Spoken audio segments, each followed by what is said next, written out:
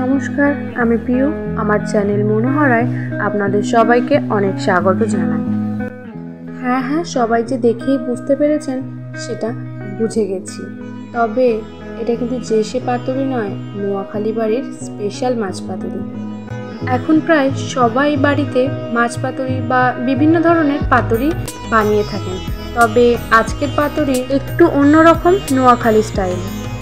তাহলে চলুন আজকে শুরু করে দিই আমাদের নোয়াখালী স্টাইলের মাছ পাতুরি রান্না। আজকে মাছ পাতুরির জন্য আমি নিয়েছি শুকনো লঙ্কা, পেঁয়াজ, টমেটো আর রসুন। এখানে আমি দুটো বড় সাইজের পেঁয়াজ কেটে নিয়েছি, আর 15-16টা লঙ্কা আর দুটো রসুন আর একটা টমেটো দিয়েছি। আর এখানে রয়েছে দুটো ছোট সাইজের টমেটো কুচি করা আর দুটো বড় সাইজের পেঁয়াজ কুচি করে নেওয়া। এরপর আমি এখানে দিয়ে দিচ্ছি 2 চামচ পরিমাণ লবণ দিয়ে ভালোভাবে কিন্তু এই পেঁয়াজ আর টমেটো কুচিটাকে মেখে নিতে হবে। খুব ভালোভাবে হাতের সাহায্যে একটু চেপে চেপে মাখতে হবে, যাতে টমেটো আর পেঁয়াজ কুচিগুলো একটু নরম হয়ে যায়।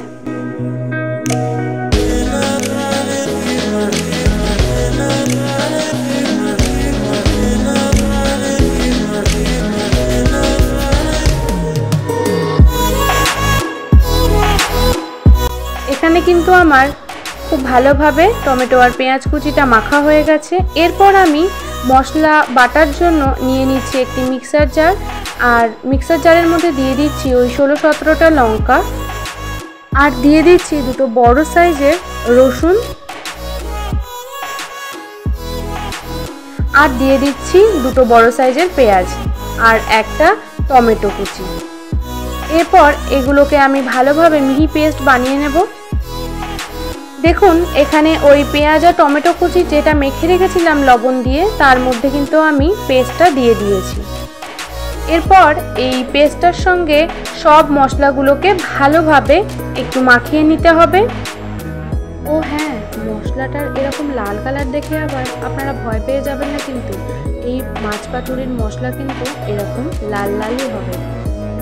এরপর এখানে দিয়ে দিচ্ছি 4 টেবিল চামচ মতো সর্ষের তেল। এখানে কিন্তু আমি সর্ষের তেল ব্যবহার করেছি, অন্য কোনো তেল দিলে কিন্তু এই পাতুরিটা ভালো লাগবে না খেতে। পাতুরিতে বেশিরভাগ সর্ষের তেলই ব্যবহার করা হয়, আর সর্ষের তেলেই পাতুরিটা টেস্ট বেশি হয়। এখন মাছগুলো একে একে বাটিতে সব নিয়ে নেব।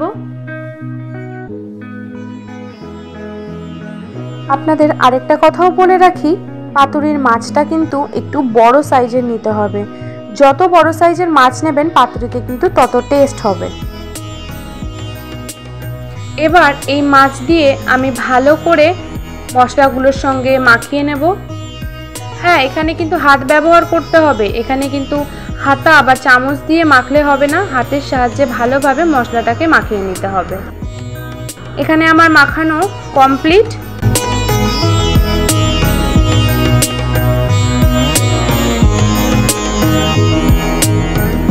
এরপর আমি নিয়ে নিচ্ছি কলা পাতা। একটা কড়াইয়ের মধ্যে আমি কলা পাতাটা দিয়ে দিয়েছি। কলা পাতাটা কিন্তু আমি ভালো করে ওভেনে সেঁকে তারপরে ধুয়ে নিয়েছি। তারপর আমি মাছগুলো একে একে কলা পাতার মধ্যে একটু সাজিয়ে দেব।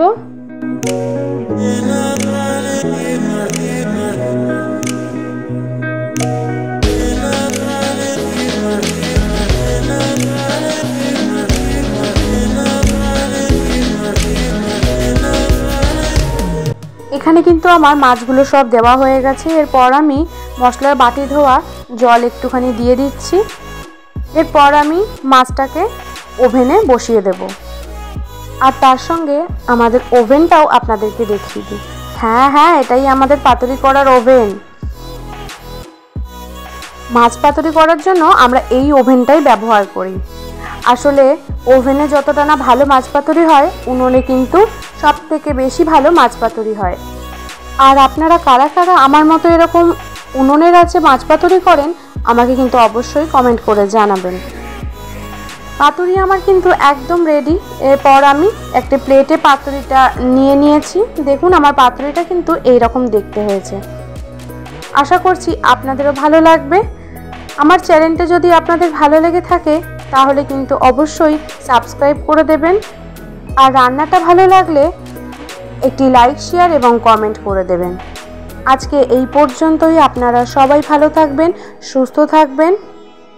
আবার দেখা হবে অন্য একটা রেসিপির ভিডিও নিয়ে। ধন্যবাদ।